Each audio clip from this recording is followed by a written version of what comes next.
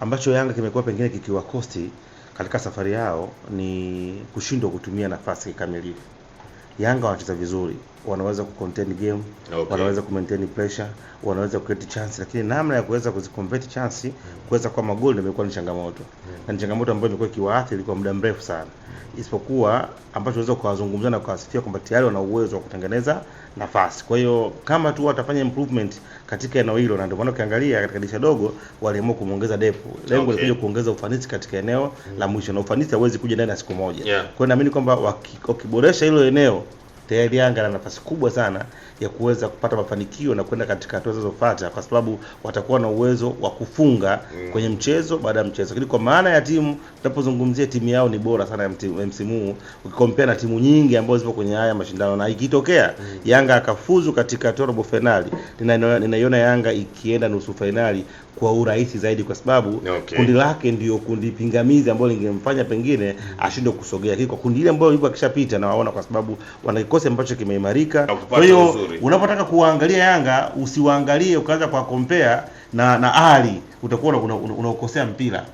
Sawa Yanga ukitaka kumwangalia vizuri na uweze kumwangalia kwa marefu na mapana, mlinganisha na ambana anawanenea ubingwa wa ndani ambaye ni Simba. Kwa kama uone wamemchukua wakelo mchezaji au Depu au Damaro, subiria tarehe 1 mwezi wa 3 ndio utajua kwamba Yanga yasajili vizuri au vibaya atakapokutana na timu yako alafu mkacheza. Kwako maboresho haya ya kikosi yaliyofanyika dirisha dogo yameongeza chachu kubwa sana na upambanaji, lakini pia kuna kitu kikubwa pia kwa ujumla kimeongezeka ndani ya Young Africans. Yameongeza balance ya timu, yameongeza option kwa mwalimu. Timu imeweza kubalance sasa. Timu inaweza kacheza ikiwa imebalance. Ikiwa inashambulia unaiona, ikiwa inashambuliwa uone, ikiwa katika mazingira magumu ya kuweza kuadhibiwa. Umeweza kuona walinzi wa kati ambapo wanaweza kutulia na wakawacheza pale comfortable. Hamna mazingira ya 1 against 1. Ona mechi ya Ahli, ona haya kutengeneza mazingira ya 1 against 1. Ni magoli ambayo yametokana yote magoli ya rebounds, mpira unapigwa unarudi, wanaweza kuadhibiwa. Kwa maana yake wameweza kuimarisha kwa safu yao ya kiungo na ulinzi, lakini pia Yanga sasa wanaweza kushambulia katika maeneo yote kutoka pembeni kupitia katikati. Kwa timu imeimarika, na pia imeweza kupelekea mwalimu aweze kuwa na option, imeongeza variety of option kwa kikosi, kwa maana kwamba anakuwa na wigo mpana, na kurudi kwa Mzize kuna kwenda kuweza kitu kikubwa sasa, kwa maana kwamba atakuwa na uwezo wa kuweza kuamua aanze na Dube, aanze na Mzize au aanze na Depu. Kwa hiyo binafsi ni kwamba wameimarika na kuongeza uimara katika maeneo makubwa, lakini pia Yokwasa anarudi kwa anaongeza option kwa upande wa kulia wa Zelimwenda, lakini pia ukimwangalia kwa mtu kama kwa mtu kama Mohamed Hussein naye ameimarika. Unakuta kwamba Bana, mambo vipi mwana michezo mwenzetu, karibu tena dimbani. Jina langu naitwa Cisco, njoo tuzungumze michezo.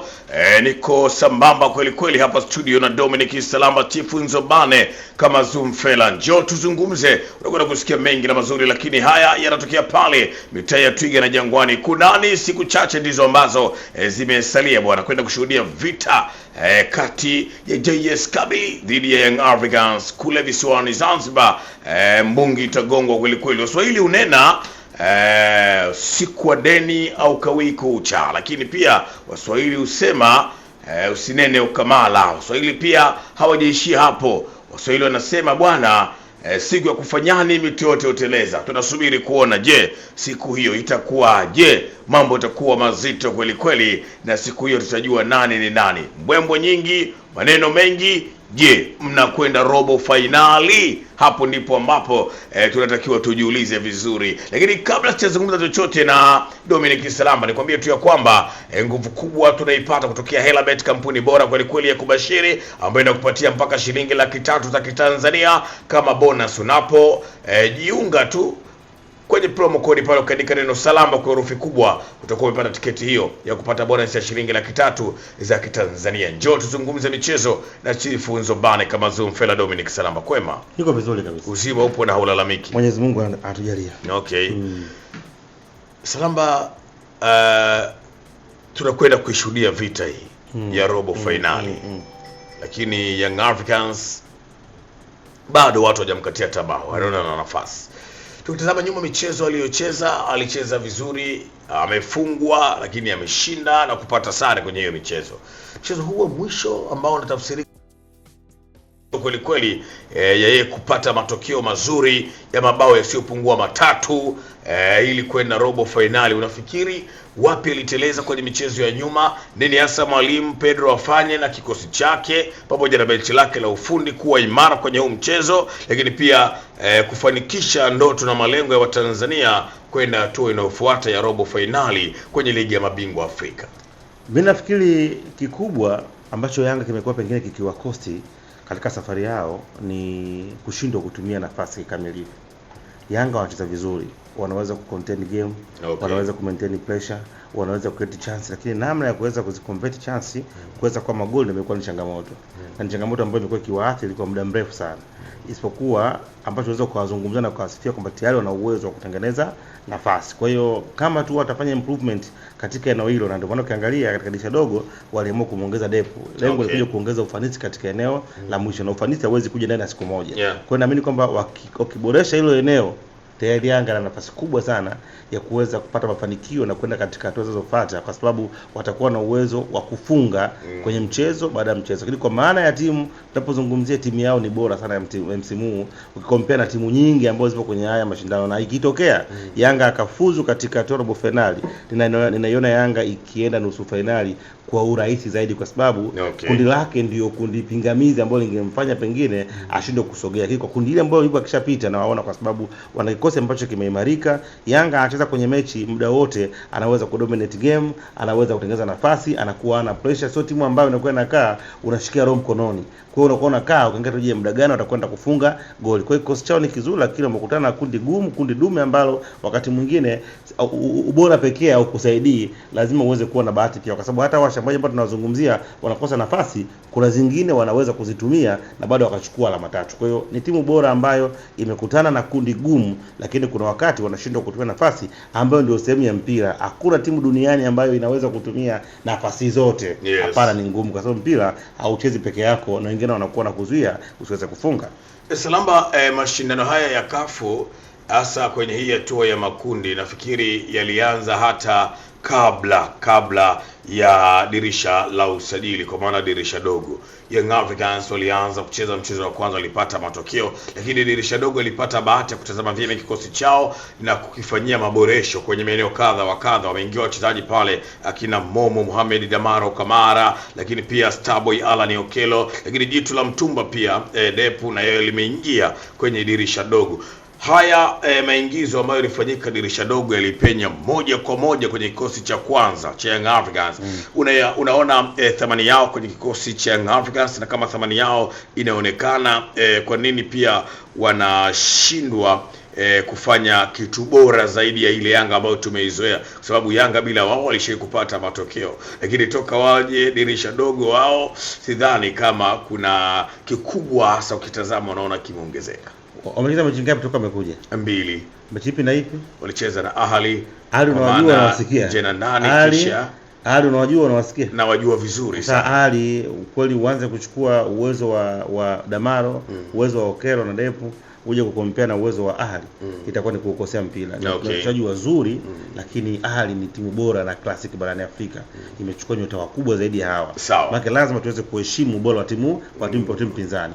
Ukiangalia Farabat miongoni mwa timu ngumu na bora, imetokea katika ligi bora. Kwa wameingia Yanga, hiki ambacho nakiona, hata hayo matokeo ambayo wapata ya kupoteza goli 2-0 dhidi ya Ahli, kutoka sare na kufungwa dhidi ya Farabat, pengine wasinge kuwepo, mambo yangekuwa ni mabaya zaidi. Yanga imeimarika na kutengeneza uwiano kiwanjani na kufanya timu yao iweze kuwa nguvu. Jana ukiangalia Yanga mpoteza kile mechi ambayo ilisubiri mpaka dakika 90 ndio iweze kuamini Farabat anatoka na alama moja. Kwa maana kwamba alikuwa na ushindani wa hali ya juu pamoja na mazingira ya hali ya hewa kutokuwa rafiki, kwa sababu uwezo ukaacha kuzungumzia hali ya hewa. Hali ya hewa ilikuwa rafiki, bado waweza kupambana. Kwa hiyo ni Yanga imeimarika, na ukitaka ujue imeimarika, subiria tarehe 1 mwezi wa 3 ndio utajua kwamba Yanga imeimarika au hawaja. Watakapokutana na wenzao wanaofanana, yaani katika zile levels zile. Kwa nini tukitaka kutazama ubora wa Yanga mpaka tuone unapokutana na Simba? Sasa kwa sababu kuna ligi, hata ukiangalia hawa Petro, ukienda kule kwao wanatamba, ni timu bora. Kwani Simba sisi ni kimeo kwenye mchezo wa kimataifa, lakini kwenye ligi ya ndani yuko vizuri. Ni mwingine anapewa nafasi ya kuweza kuchukua ubingwa. Simba kama wangekuwa wana umakini, Esperance na Petro, mpaka mdogo Simba angekuwa na pointi hata moja. Huo ndio uhalisia, yani tusimunye maneno. Dar es Salaam alikuwa anafungwa na Esperance vizuri tu, ile penalti ya mwisho. Mechi ya juzi ya sare ni kutokana na Petro kutaka sare. Uwezo kasa Simba chita vizuri kwa sababu alikoswa magoli ya wazi ambayo hata ukosi zaidi ya 5. Kwa tunapozungumza hapa angekuwa hana point hata moja. Mechi 5 hana point. Lakini ukija kwenye ligi Tanzania unapozungumza title contender huwezi kuacha kuzungumza Simba. Utamzungumza bingwa ni Yanga na Simba. Kwa hiyo hata yule kibonde kwenye kafu kwao ni timu kubwa, naona ni michuano ya mabingwa barani Afrika. Unaelewa sio? Kwa hiyo unapotaka kuangalia Yanga usiwaangalie ukaanza kwa compare na Ali, utakuwa unaukosea mpira. Sawa Yanga ukitaka kumwangalia vizuri na uweze kumwangalia kwa marefu na mapana, mlinganisha na ambana anawanenea ubingwa wa ndani ambaye ni Simba. Kwa kama uone wamemchukua wakelo mchezaji au Depu au Damaro, subiria tarehe 1 mwezi wa 3 ndio utajua kwamba Yanga yasajili vizuri au vibaya atakapokutana na timu yako alafu mkacheza. Kwako maboresho haya ya kikosi yaliyofanyika dirisha dogo yameongeza chachu kubwa sana na upambanaji, lakini pia kuna kitu kikubwa pia kwa ujumla kimeongezeka ndani ya Young Africans. Yameongeza balance ya timu, yameongeza option kwa mwalimu. Timu imeweza kubalance sasa. Timu inaweza kacheza ikiwa imebalance. Ikiwa inashambulia unaiona, ikiwa inashambuliwa uone, ikiwa katika mazingira magumu ya kuweza kuadhibiwa. Umeweza kuona walinzi wakati ambapo wanaweza kutulia na wakawa wanacheza pale comfortable. Hamna mazingira ya 1 against 1. Ona mechi ya Ahli, ona hayakutengeneza mazingira ya 1 against 1. Ni magoli ambayo yametokana yote magoli ya rebounds, mpira unapigwa, unarudi, wanaweza kuadhibiwa. Kwa maana yake wameweza kuimarisha kwa safu yao ya kiungo na ulinzi, lakini pia Yanga sasa wanaweza kushambulia katika maeneo yote, kutoka pembeni kupitia katikati. Kwa timu imeimarika na pia imeweza kupelekea mwalimu aweze kuwa na option. Imeongeza variety of option kwa kikosi, kwa maana kwamba anakuwa na wigo mpana na kurudi kwa Mzize kuna kwenda kuweza kitu kikubwa sasa. Kwa maana kwamba atakuwa na uwezo wa kuweza kuamua aanze na Dube, aanze na Mzize au aanze na Depu. Kwa hiyo binafsi ni kwamba wameimarika na kuongeza uimara katika maeneo makubwa. Lakini pia Yokwasa anarudi kwa anaongeza option kwa upande wa kulia Zeli Mwenda, lakini pia ukimwangalia kwa mtu kama nani, kwa mtu kama Mohamed Hussein na yeye ameimarika. Kwa hiyo unakuta kwamba ule uwezo wa Boka ambao umeshuka na kwenda kudhibitiwa na uwepo Mohamed Hussein. Kwa hiyo timu nzima imeweza kuimprove. Leo angalia kiwango cha Mwamnyeto, ni beki bora Afrika Mashariki na ya Kati. Beki bora Afrika Mashariki na ya Kati. Tanzania, Kenya, Uganda, Rwanda, Burundi, Kongo, Sudani, hakuna beki kama Mwamnyeto kwa saizi. Wakati kwenye mwaka mmoja nyuma watu walikuwa wanamuignore kwa sababu sio beki na pengine aweze kuondoka Yanga. Yaani sio Jobu, sio Baka. Ni wazuri wa level ya juu, lakini naye amekuja ametai. Kwa hiyo unakuta kwamba wanaongezeka viwango na kuchaji wao kwa wao, kitu ambacho ndio maana aliza timu kubwa. Kila mkubwa kuna anakotambia. Kila mkubwa kuna anakotambia. Leo ukienda kwenye ligi ya Belgium kuna bingwa Belgium anatangaza. Ukienda ligi sio ya Italy kuna bingwa, lakini ukienda kwenye ligi sio ya Spain, lakini sisi kuna bingwa wa Ulaya. Kwa Yanga ukimbia kwenye viwango vya kimataifa anapambania ukubwa, lakini kwenye nchi yake akiamka ukimpa mswaki mechi anashinda mechi yoyote. Hata akicheza na Simba. Mechi wakati wote, tarehe 1 mwezi wa 3 ndio tutakutana. Bana Yanga na imalika kama walivyosema, maboresho ya kikosi chao yamekwenda kuongeza kitu kikubwa sana na pasio na shida wala shaka yoyote. Nafikiri mambo yanaonekana kwa sababu mchezo wa mpira wa miguu bwana hauchezwi chumbani, unachezwa hadharani. Kila mtu anaona namna ambavyo timu hii inacheza, inazidi kuimarika. Na kuna mtu alishawahi kuniambia kwamba Yanga hii ni kwa sababu inatokea kwenye ardhi ya Tanzania. Lakini tusingekuwa na Yanga kwenye ardhi ya Tanzania, ingekuwa labda inatokea Afrika Kusini ama Afrika Kaskazini. Ingeimbwa sana na ingeandikwa sana. Inaimbwa sana. Kinachoonekana kwa saizi ni hombo ambayo tumejengea la chuki. La mafanikio. Yaani kuna watu, sisi tumekuwa na tabia moja ambayo sio nzuri sana. Ni Watanzania wengi tumekuwa na tabia ya kuchukia watu waliofanikiwa.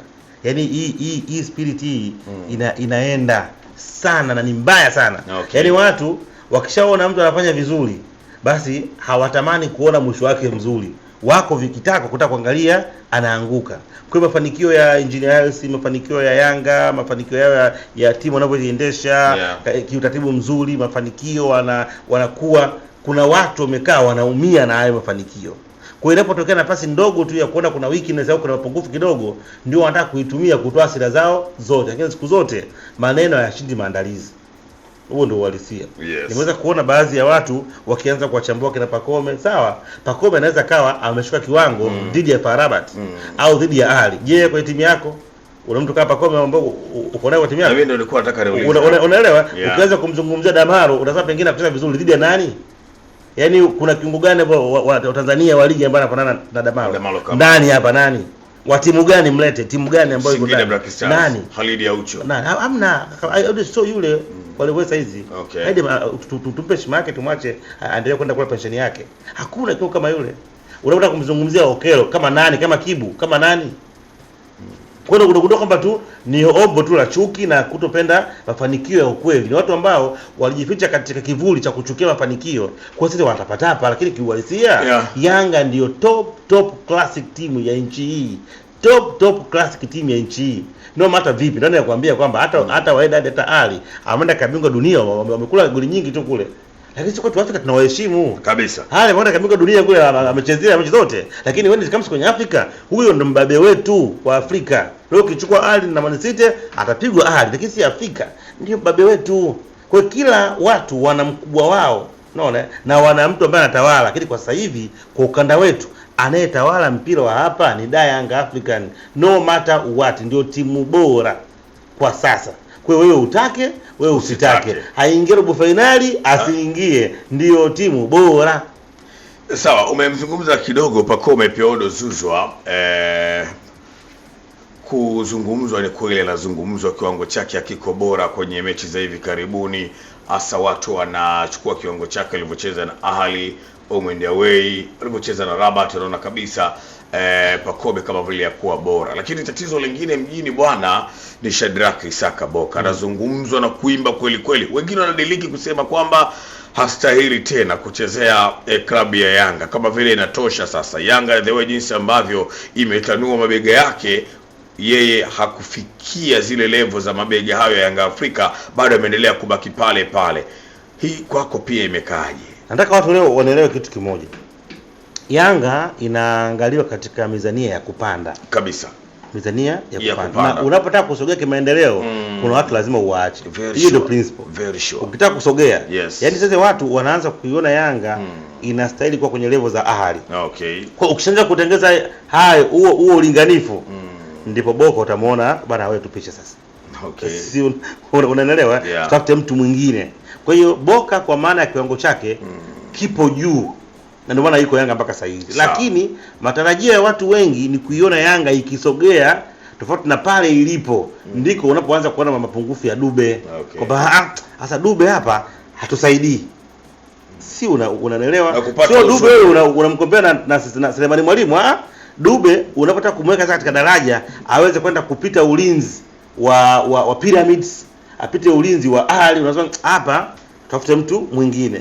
Sio Boka aanze kumkaba Kibu Denis, au sio aanze kumkaba sio nani huyo, sio nani Gweye, sio ukitaka Boka saa aje kumkaba Imam Mashuru, unasema sasa hapa Boka ana kiwango, sio unaelewa ninachozungumza. Kwa hiyo viwango hivyo vitaonekana ni vya kawaida ukilinganisha na nani. Okay. Hujanielewa? Yaani ukimchukua Pacome ukataka aende kuwa free roller na playmaker kwenye mechi ya Yanga na Ahli, utaona mapungufu yake. Au na Pyramid utaona mapungufu yake. Lakini je, ukimchukua Pacome dhidi ya Azam na Simba na nani? Atakuwa bora zaidi hapo. Unaelewa? Kwa hiyo ni watu wameanza kuipeleka Yanga katika next level. Wao wenyewe wanapeleka Yanga kwenye next level. Sasa ndio maana wanaanza kuchukua, kwa sababu wanatamani Pacome awe kama Imam Mashuru. Ndio sasa akili zao saizi yani. Kwa kusahau kwamba huyu Imam Mashuru amenunua bilioni 7, Pacome amenunua labda bilioni 1. Unaelewa sisi? Wanatamani leo hii sasa ili nani yule Boka awe kama beki kushoto wa Ali. Mohamed Yani. Awe kama Hani sasa. Kwa hiyo Yanga wameshaivusha kwenda katika level ya juu. Kwa mimi nikiona vile binafsi kutokana na uchifu wangu, naona Yanga wamepiga mafanikio makubwa kwa sababu tayari watu wameshawahamisha kutoka kwenye timu ya kawaida na kupeleka kwenye class nyingine. Kwa hiyo yenyewe ni mafanikio. Okay. Hiyo yenyewe ni mafanikio. Ukiona wanakukosoa, wanakuona kwamba ulistahili kushinda dhidi ya Ali, ulistahili kushinda dhidi ya Farabat, wewe ni bora kama Ali, unakaribia kwenye ubora. Ndio watu wanaona unastahili. Kuna mtu ushamona amekosoa Simba dhidi ya Stade Malien? Ni ngumu. Kwa sababu ndio level hizo tu. Wewe ndio level hizo, Stade Malien, si Petro, ni timu za kawaida. So unaelewa, ni level moja hiyo. Kuna chochote pia labda cha kuongezea hapo kuelekea kwenye mchezo wao dhidi ya JS Kabylie? Mwalimu labda nini afanye ili kuhakikisha Young Africans wanarejesha tabasamu nyumbani, kama kipo ambacho tumekisahau hapo kwenye mazungumzo? Nafikiri ni focus wao ambacho nataka kufanya kuhakikisha kwamba wanakwenda kushinda mchezo wa Jumapili. Okay. Kwa ushindi mzito bila kuangalia matokeo ya timu nyingine. Ndio maana hizi ni mechi sio kushiriki kitu fulani, ilikuwa ni ubingwa wa Uingereza, kombe lipo kwenye helicopter. Liende Man City, liende Man U, mpaka Aguero anakuja na amua mechi ilikuwa na West Ham dakika ya mwisho. Paka ngoma ilikuwa inaelekea Old Trafford. Lakini baadaye Aguero anakuja na anaigeuza inaingia pale. Sawa, pale uwanja wa Man City pale. Ile Etihad inaingia pale, wanachukua bingwa dakika za mwisho.